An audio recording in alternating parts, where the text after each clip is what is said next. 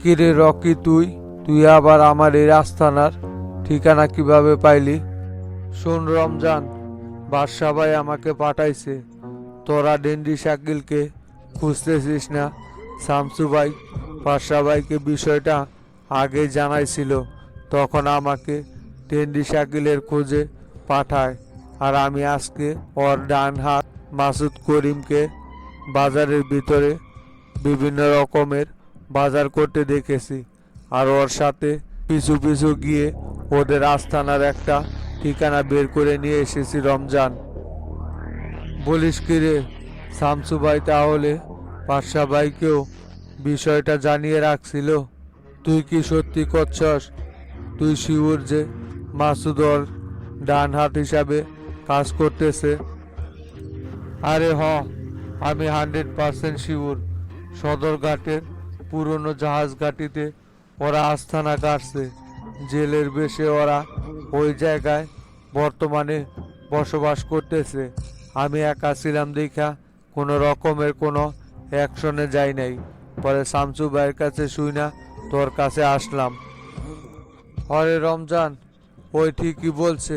মাসুদ নামের এক ছেলে ওর হাত সাথেই কাজ করতেছে। আমি ওরে খুব ভালোভাবেই চিনি।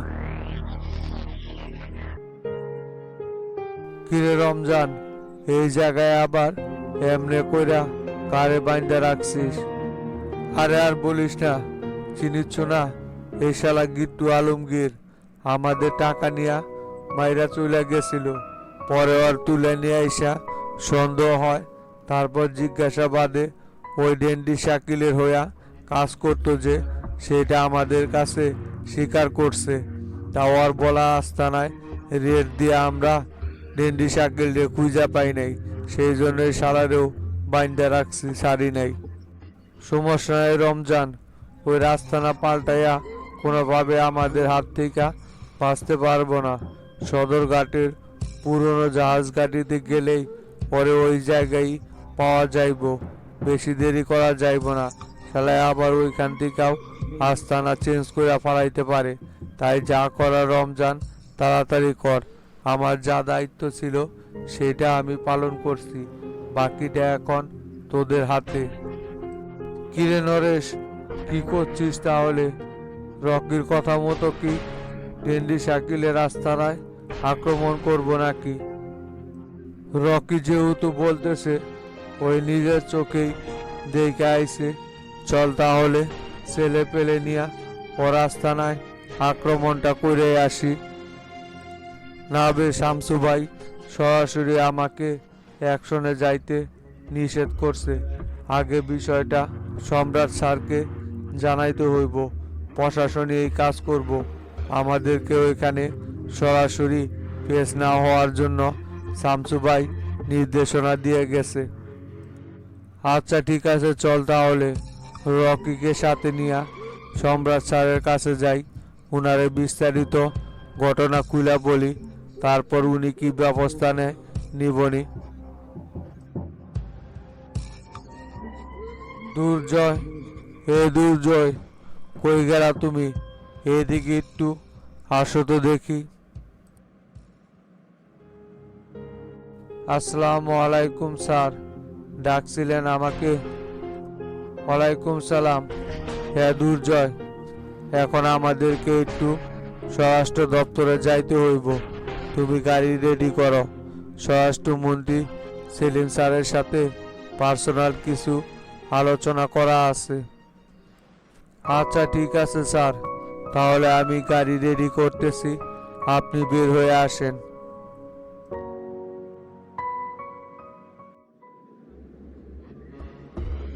কিরে মাসুদ, বাজার করা শেষ হয়েছে?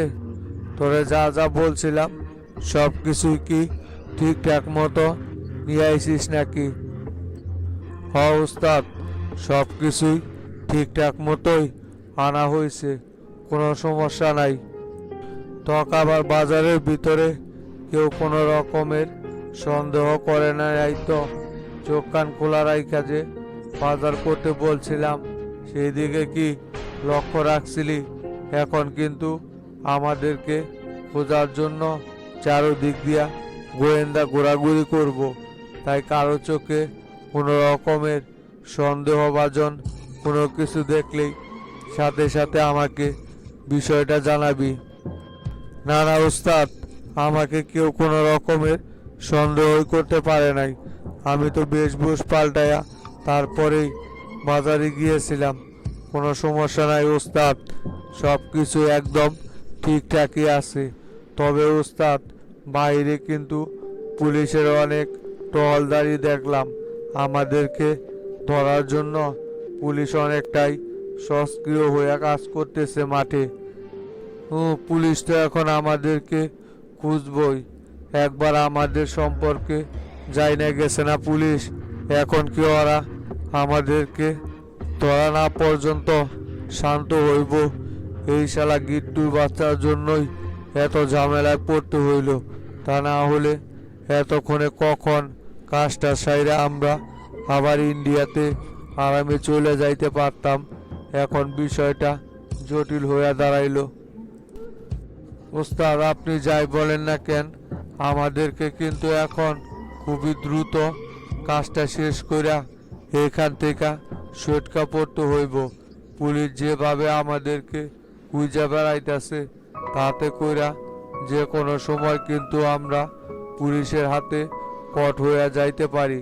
তাই যত দ্রুত সম্ভব আমাদেরকে কাজটা সম্পূর্ণ করে এখান থেকে বের হইতে হইব। সেই প্ল্যানই করতেছি। যত দ্রুত সম্ভব আমাদেরকে এখান থেকে বের হইতেই হইব। তুই চালু কইরা হাত বোমা যে কয়টা বানানোর বাকি আছে সেগুলো ওদেরকে বানায় ফেলতে বল। আজকালের ভিতরেই কাজটা সম্পূর্ণ করব, আর বেশি সময় নেওয়া যাইব না। এমনিতেই অনেক ঝামেলা হয়ে গেছে। খোপা শামসু এখন পাগলা কুত্তার মতো আমাকে চারদিকে খুঁজে বেড়াইব।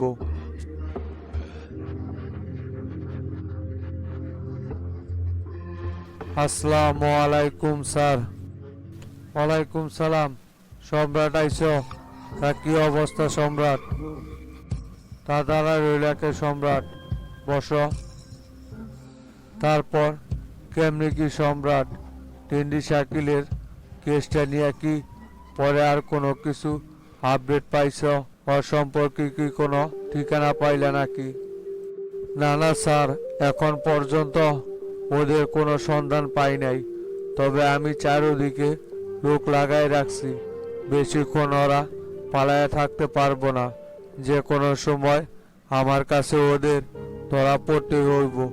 দেশের ভিতরে যেহেতু আছে, সেহেতু ওই পাতালে জমিনে আসমানে যেখানেই থাকুক না কেন, এই সম্রাট ওরে ঠিকই সেই জায়গা থেকে ধরে নিয়ে আসবো।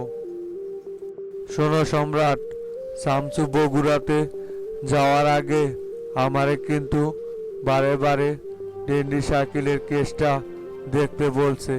তাই শামসু বগুড়া থেকে ফিরে আসার আগেই যেভাবে হোক আমাদেরকে টেন্ডি শাকিলকে খুঁজে বের করতে হইব।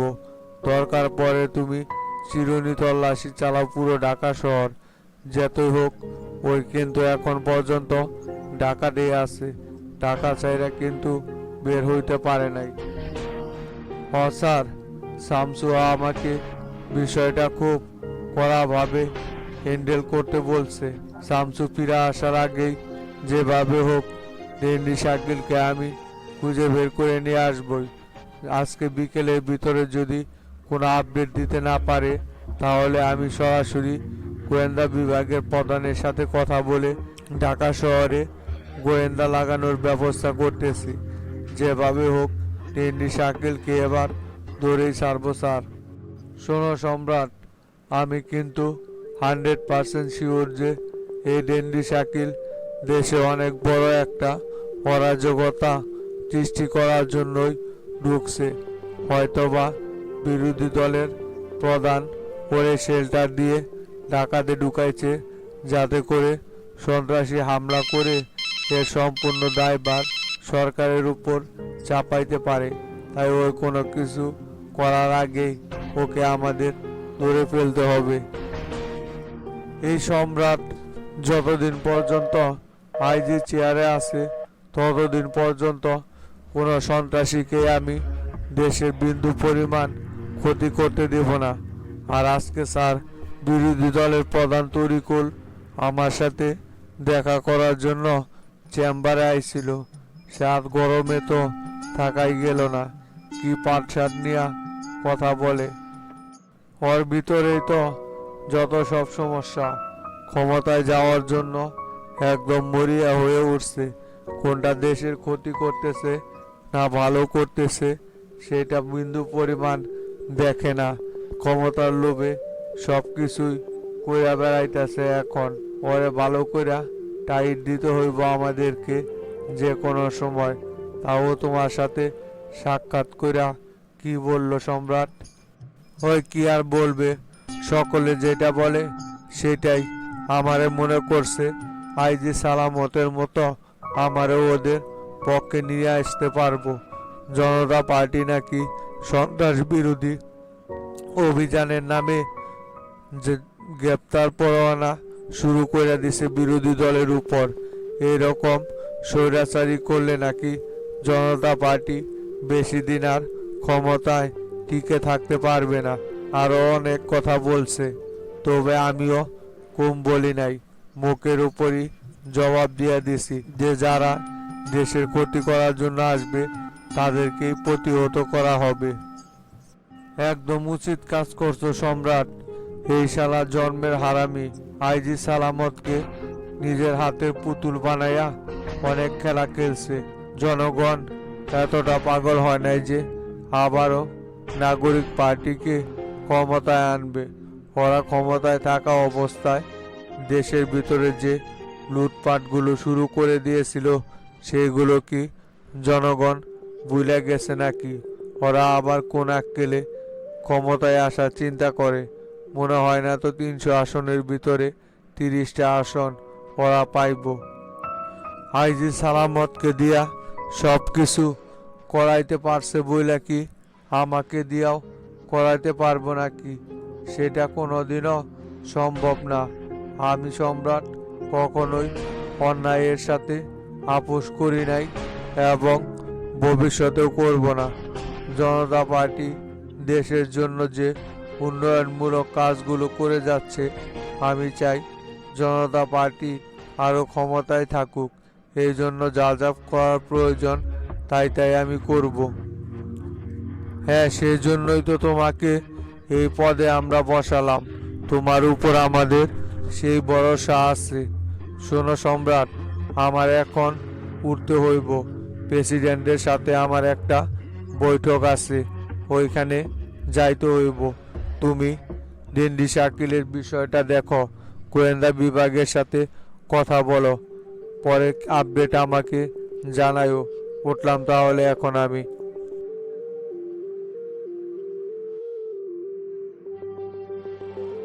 কিরে তোতা, মাস্টার আর টেরানা এইটি ছিল কো? ওদেরকে তো দেখতে পারতেছি না, কোথায় বের হয়ে গেল আবার? কেমনে বলি, আমিও তো আপনার সাথেই ছিলাম। ওরা আশেপাশের রোমে মনে হয় আছে হয়তো। দেখি ডনডে ডাক দিয়া জিজ্ঞাস করি কোথায় আছে। ডন কিছু জানে নাকি? কি যে ষড়যন্ত্র চলতেছে তলে তলে, কি আর বলবো। ওরা তো আমাদেরকে 2 পয়সারও মূল্যায়ন করতেছে না। তুই হুদায় আমারে জোর করে এইখানে ধরে নিয়ে আসলি। আমি জানি মাস্টার আমার সাথে বাজানোর জন্য ছোট্ট একটা কারণ খুঁজে বেড়াইতেছিল। এখন কারণ পাইছে, দেখবি এইটা নিয়েই কত কিছু পেঁচ গোছ ধরে নিয়ে বৈশা থাকে। সেই সুযোগটা তো চাচা আপনি করে দিছেন। আপনি যদি সেই সময় রাগটা না করতেন তাহলে কি আজকে আর এই পরিস্থিতি হইল? এত কিছু কইরা সব কিছু গোছায় গাছায় নিয়ে আসলাম, আর আপনি শেষমেশ আইসা এমন একটা আকাম কইরা বসলেন। এখন আর কিছু করাই যাইতেছে না। আজ বাদে কাল শামসু নমিনেশন ঘোষণা করব। এই সময় আপনার মাস্টারের সাথে ঝগড়াটা বাঁধাইতে হইল? এতদিন তো ঠিকই তেল মাইরা চলছিলেন, আর কয়েকটা দিন এইভাবে চলা যাইতো না? কি যে ষড়যন্ত্র চলতেছে তলে তলে, কি আর বলবো। ওরা তো আমাদেরকে 2 পয়সারও মূল্যায়ন করতেছে না। তুই হুদায় আমারে জোর করে এইখানে ধরে নিয়ে আসলি। আমি জানি মাস্টার আমার সাথে বাজানোর জন্য ছোট্ট একটা কারণ খুঁজে বেড়াইতেছিল। এখন কারণ পাইছে, দেখবি এইটা নিয়েই কত কিছু পেঁচ গোছ ধরে নিয়া বইসা থাকে। বাদ দেন তো চাচা এই সমস্ত ভাও আলাপ। আপনারা আমি যেটা বলছি সেইটা করেন। আগে দেখি মাস্টার কোথায় গেল। হাবিবরেও দেখতে পারতেছি না। ডনরে ডাইকা দেখি ডন কিছু জানে কিনা। পরেরটা পরে দেখা যাইব। শুনেন চাচা, যা করছেন করছেনই, দ্বিতীয়বার কিন্তু আর এই ধরনের কোনো কাজ করেন না। তাহলে কিন্তু সাফ সাফ বইলা দিলাম আমি আর আপনার সাথে নাই। হয় হয় হইছে। এক কথা আর তোর বারবার বলতে হইব না। তুই যে মাস্টারের নেঙ্গুর ছাড়বি না সেটা আমি খুব ভালো কইরাই বুঝা গেছি। ডাক দে ডনেরে, দেখ কুটি গেল 2 ষড়যন্ত্রকারী। ডন, এই ডন, কুটি গেলি রে? তাড়াতাড়ি এদিকে আয় তো দেখি।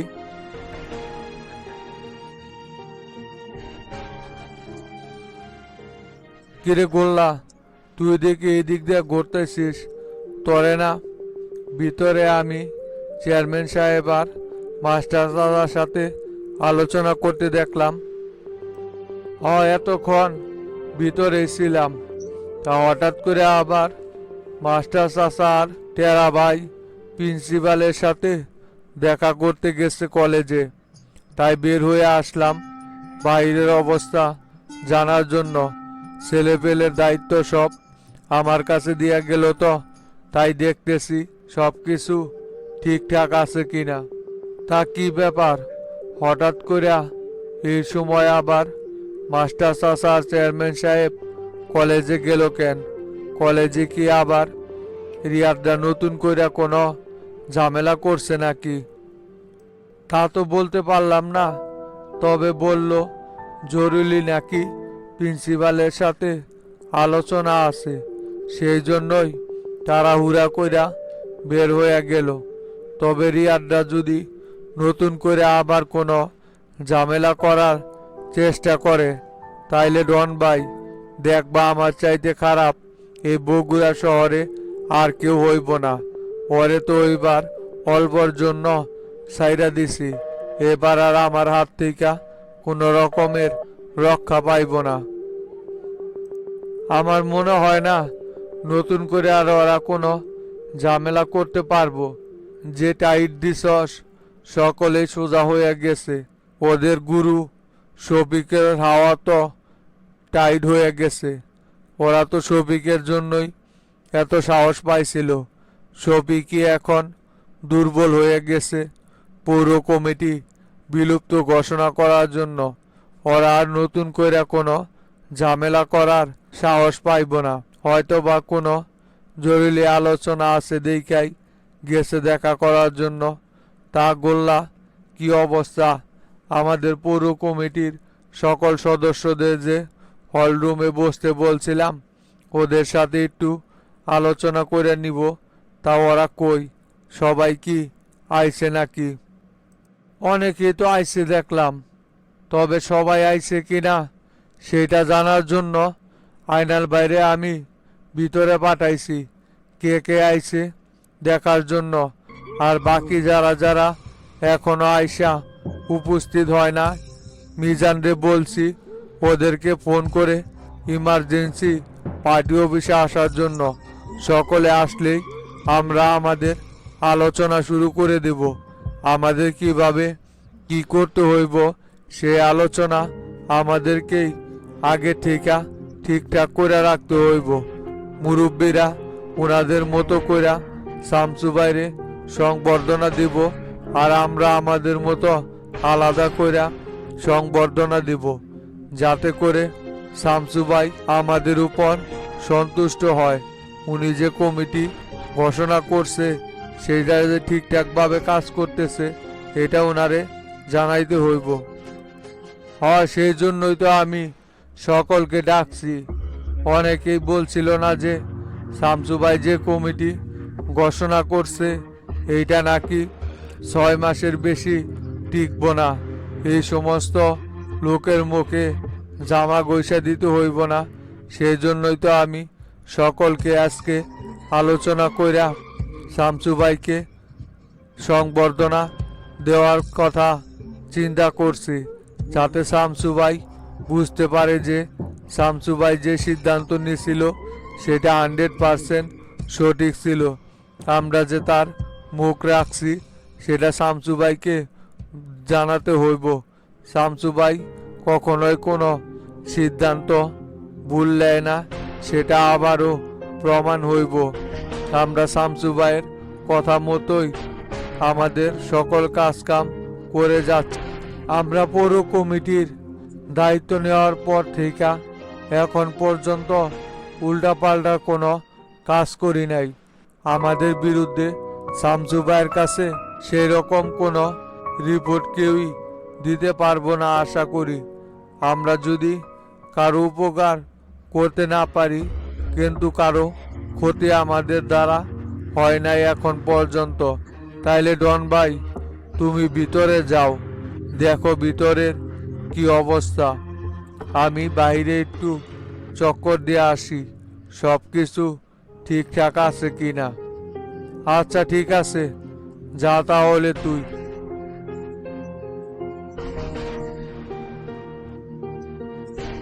আসসালামু আলাইকুম প্রিন্সিপাল সাহেব। ওয়ালাইকুম সালাম মাস্টার সাহেব, আইছেন আপনি, বসেন। চেয়ারম্যান সাহেব আপনিও বসেন। আমার মতো সামান্য একজন প্রিন্সিপালের কথায় আপনারা যে আমার সাথে দেখা করতে আইছেন সেই জন্য আমি খুবই গর্বিত এবং আপনাদেরকে কৃতজ্ঞতা জানাই। আমার ডাকে আপনারা আমার সাথে কলেজে দেখা করার জন্য আইছেন। না না প্রিন্সিপাল সাহেব, আপনি একজন কলেজে সুনামধন্য প্রিন্সিপাল। এর আগেও আপনি অনেক কয়টা কলেজে এই দায়িত্ব সফল এবং সঠিকভাবে পালন করে এসেছেন। আপনি হচ্ছেন মানুষ গড়ার কারিগর। আপনি ডাকলে আমরা আসবো না এটা ভাবলেন কি করে? আপনি যে কোনো সময় যে কোনো প্রয়োজনে আমাদেরকে ডাকলে আপনি সব সময় আমাদেরকে আপনার পাশে পাবেন। তাই এবার বলেন তো দেখি, হঠাৎ করে কি কারণে এত জরুরি তলব করলেন আমাকে? দেখেন মাস্টার সাহেব, আমি আপনাকে ডাকতাম না, কিন্তু বিষয়গুলো আপনাকে না জানালে আর হচ্ছেই না। আমি এর আগেও অনেক কয়টা কলেজে প্রিন্সিপালের দায়িত্ব সফলভাবে পালন করে এসেছি। কোথাও কোনো রকমের কোনো প্রবলেম হয় নাই। ছেলেপেলেরা আমাকে দেখলেই ভয়ে থরথর করে কাঁপতো।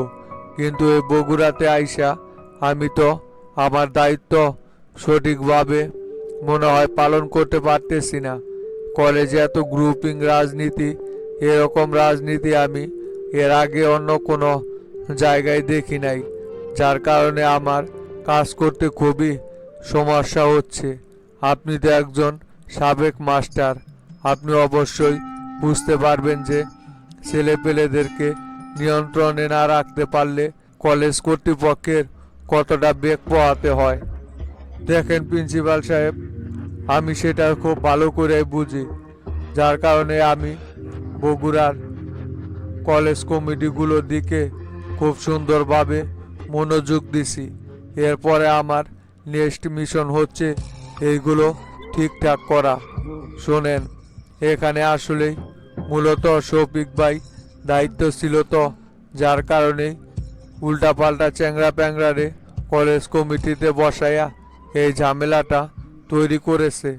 আমি মনে করি এখানে আপনারও কিছু ভুল আছে। আপনার উপর যে এরা বেদবি করে সেই বিষয়টা আপনি একবারও আমাদেরকে জানান নাই। শুনলাম রিয়াদ নাকি আপনার মাথায় পিস্তল ঠেকিয়েছিল, সেই বিষয়টা পর্যন্ত আপনি গোপন করছেন। আপনি যদি আগে থেকে আমাকে বিষয়গুলো অবগত করতেন তাহলে আজকের এই পরিস্থিতি হতো না। কি করব বলেন, আমি চাইছিলাম যে যাতে করে কোনো রকমের ঝামেলা না হয়। ওইদিকে আবার শফিক ভাইও আয়শা বিষয়টা তামাচাপা দেওয়ার জন্য আমাকে বিভিন্নভাবে প্রেশার ক্রিয়েট করেছিল, যার কারণে আমি চাইছিলাম যে বিষয়টা যেন আর বেশি দূর না গড়ায়। সেই জন্যই আমি আর কাউকে বিষয়টা জানাই নাই। এখন এরা যদি এইভাবে গ্রুপিং করতে থাকে তাহলে তো আর কলেজ নিয়ন্ত্রণ রাখা কোনোভাবেই সম্ভব না। 2-3 দিন আগেই কলেজে এত বড় একটা ঘটনা ঘটে গেল, এটা তো কলেজ কর্তৃপক্ষের ব্যর্থতার কারণেই দেখা যাচ্ছে। আজকেও কলেজে বিভিন্ন জায়গায় ছেলেপেলেরা গ্রুপ করে ঘোরাফেরা করতেছে। মনে হয় আজকেও কোনো রকমের কোনো ঝামেলা হইতে পারে। বলেন কি আপনি প্রিন্সিপাল সাহেব, কলেজের ছেলেপেলেরা দলবদ্ধভাবে মিটিং করতেছে মানে? কার এত বড় কলিজা কলেজে আবার নতুন কইরা ঝামেলা তৈরি করে? ওই ঝামেলা তো আমরা মিটমাট করে দিছি, আবার নতুন কইরা কে ঝামেলা করতে চাইতেছে? টান দিয়ে একেবারে রান পাকা সিরা ফালাইমুনা। বারবার একটা ফাজলামি শুরু করছে নাকি? শিক্ষা প্রতিষ্ঠানের ভিতরে আইসা গ্যাঞ্জাম করে। ওইবার অল্পতে মাস্টার চাষার জন্যই ওদেরকে কিছু বলি নাই। আপনি কোনো রকমের কোনো চিন্তা করবেন না। যদি নতুন করে আবার কলেজের ভিতরে কেউ ঝামেলা তৈরি করতে চায়, সে আমাদের হাত থেকে বিন্দু পরিমাণ রক্ষা পাইব না। আপনি আপনার দায়িত্ব সঠিকভাবে পালন করতে থাকেন। যদি কেউ বাধা দেয় তাহলে আমাদেরকে বিষয়টা শুধু একবার জানাবেন। দেখেন চেয়ারম্যান সাহেব, মারামারিটাই তো আসলেই বড় বিষয় না। যে ঘটনাটা সম্প্রতি ঘটে গিয়েছে এটা কিন্তু পুরো বগুড়াকেই প্রশ্নবিদ্ধ করেছে। আমি চাচ্ছি যে যাতে করে কলেজে আর নতুন কোনো ঝামেলা তৈরি না হয়। আপনারা সেই বিষয়টা দেখেন। যদি প্রতিনিয়ত কলেজের ভিতরে এরকম ঝামেলা হইতে থাকে তাহলে তো এখানে শিক্ষা প্রদানের পরিবেশটাই নষ্ট হয়ে যাচ্ছে। এতে করে সাধারণ যে ছাত্রছাত্রী আছে তাদেরও লেখাপড়ায় মনোযোগ নষ্ট হয়ে যাচ্ছে। আমি চাচ্ছি যে কোনো রকমের কোনো ঝামেলা না হইয়া বিষয়টা যদি আপনারা সঠিকভাবে সমাধান করে দিতেন। এটা কোপা শামসুর এলাকা, আমি আগেই ভাবছিলাম যে এখানে কোনো গ্যাঞ্জাম হবে না। বুঝতে পারছি আমি প্রিন্সিপাল সাহেব, আপনার বিষয়টা টেনশন করবেন না।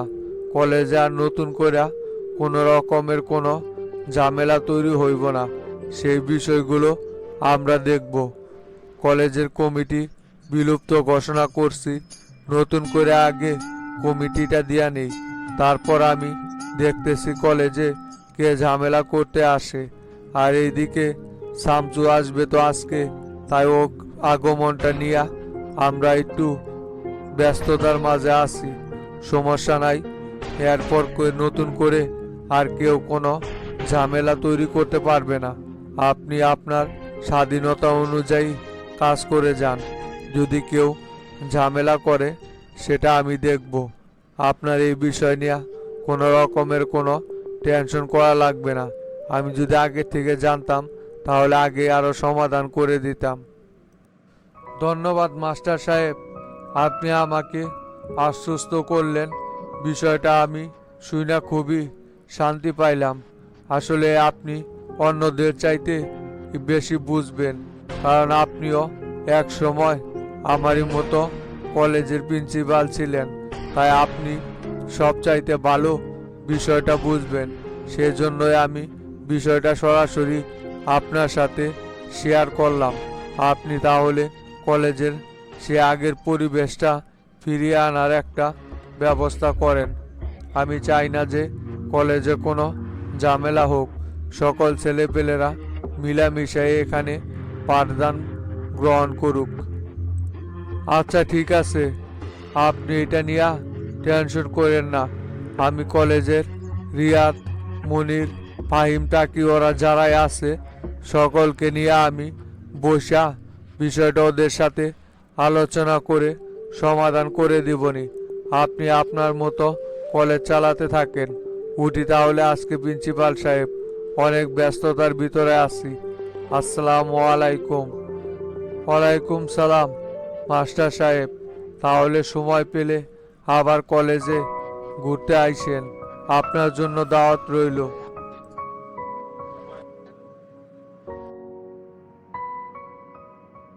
কিরে তোতা আর সুবিক ভাই নাকি? তা কি খবর? তোরা দুইজন আবার কোন থেকে উদয় হইলি রে? তোদের দুইজনকে তো কোনো জায়গায় দেখাই যায় না। হাবিব, তুমি এখন আর আমাদেরকে দেখতে পারবা না। তোমার রাস্তা তো তেলতেলা হয়ে গেছে। মাস্টারের না কাছে আমার নামে সারাক্ষণ তো পিন মাইরা যাইতেছ।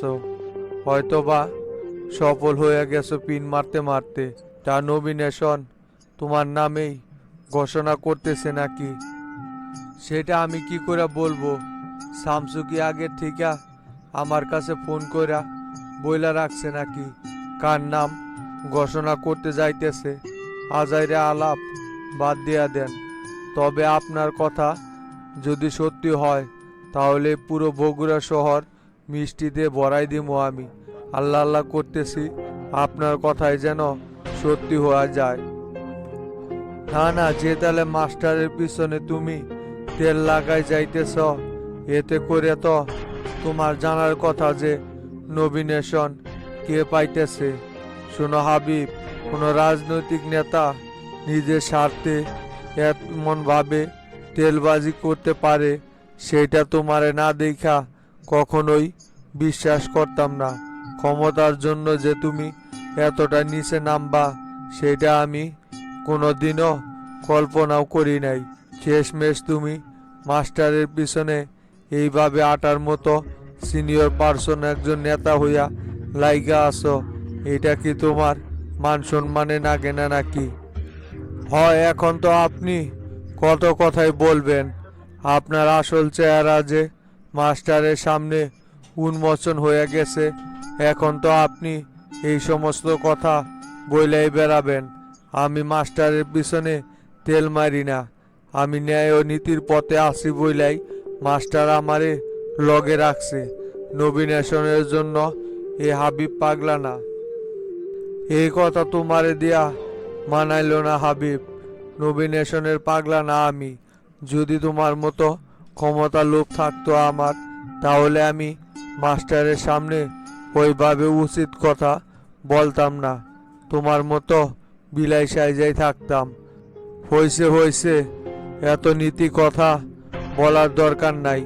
টাকা খাইয়ে কমিটি দিছেন, সেইটা মাস্টারের কাছে ধরা পড়ছেন তো এখন গা জ্বলিচ্ছে, তাই না? আপনারা যে কত ফ্রেশ রাজনীতি করেন সেটা এই বগুড়াবাসীর খুব ভালো করেই জানা আছে। আমি কিছু বুঝলাম না চাচা, আপনারা দুইজন এক হইলে কিংবা যেন সাপে নেউলে লাইগা পড়েন। আজকে পার্টি অফিস ভরা নেতা কর্মীতে ভরপুর, আর আপনারা এইখানে ঝগড়া লাগাই দিছেন।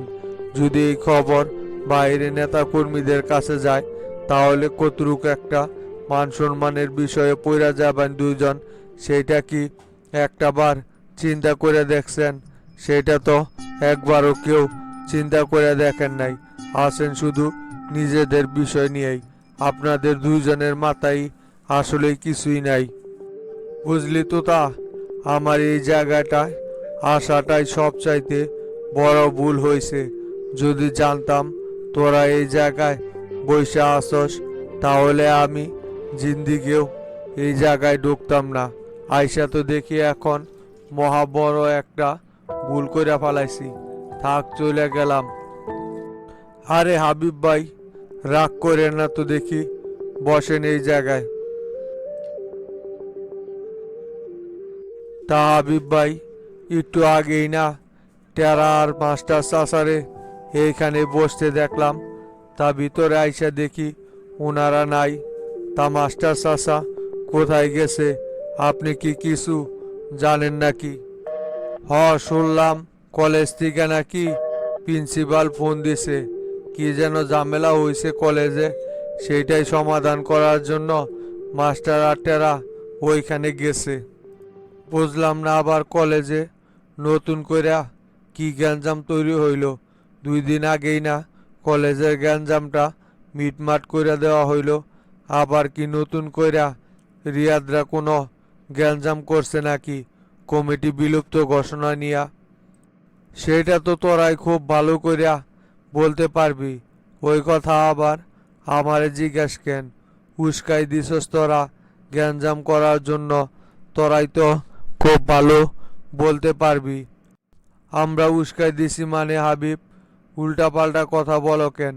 আমরা রিয়াদকে গ্যাঞ্জাম করার জন্য বলছিলাম। গোল্লা চ্যাংরা প্যাংরা নিয়া কলেজের ভিতরে গ্যাঞ্জাম বাজাইছে, ওরা শুধু প্রতিহত করছে, আর তাতেই আমাদের উস্কে দেওয়া হয়েছে নাকি? অবৈধভাবে গোল্লা কলেজের ভিতরে চ্যাংরা প্যাংরা নিয়া গ্যাঞ্জাম বাজাইলো কেন? সেটা তো একবারও বলো না তোমরা। অবৈধ অনৈতিক কাজকাম করলে তো কলেজের ভিতরে গ্যাঞ্জাম হইবই। এই ঘটনার পিছনে কে কে জড়িত আছে সবার নামই আমার খুব ভালো কইরাই জানা আছে। মাস্টার আসুক, শামসুর কাছে সব কথাই খুইলা বলবো। হাবিব, তুমি শামসু আর মাস্টারের পিছনে তেল মারতে থাকো। তেল মাইরা মাইরা আমার তুমি কি করতে পারো সেটা আমি দেখে দিমনি। কথায় কথায় শুধু শামসুর ভয় দেখাও, তাই না? শামসু কি তোমার গুরু লাগে নাকি? আসুক শামসু, দেখে আমার নামে বিচার দিয়া তুমি কি করতে পারো এমন আমার।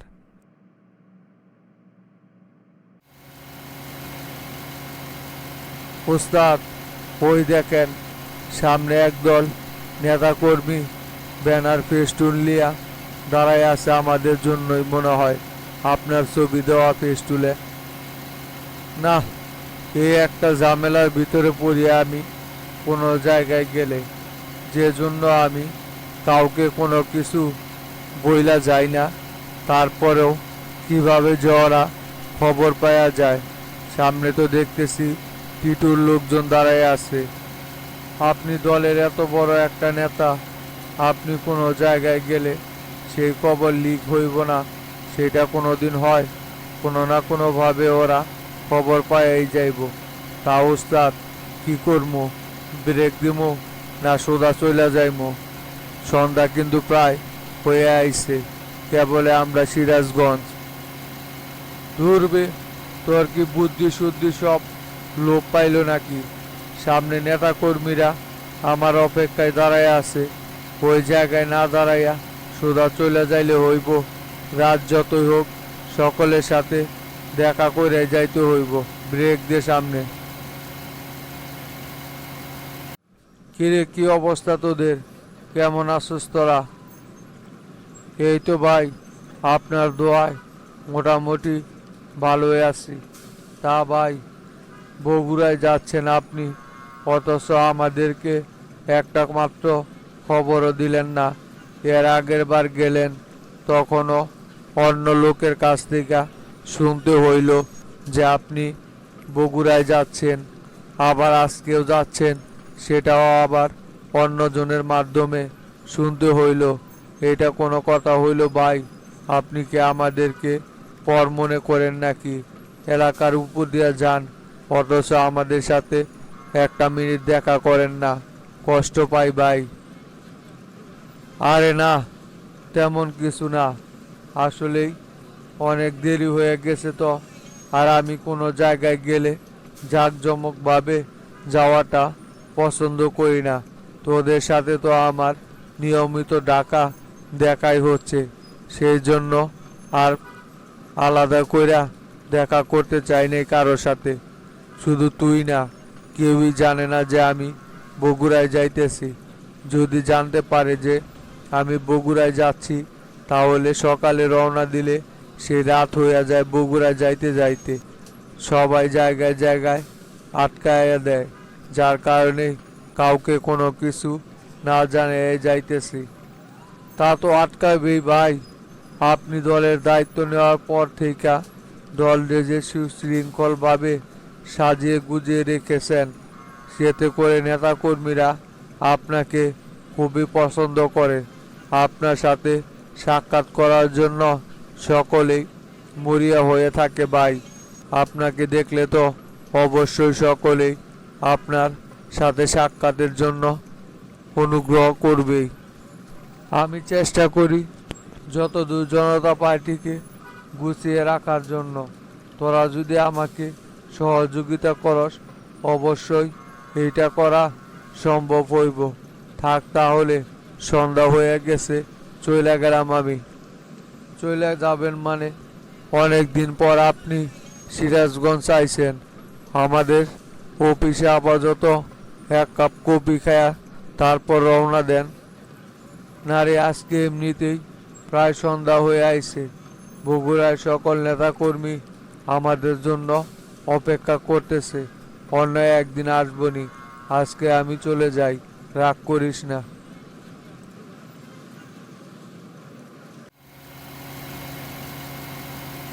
উস্তাদ, রাস্তা কেমন যেন আজকে শেষই হচ্ছে না।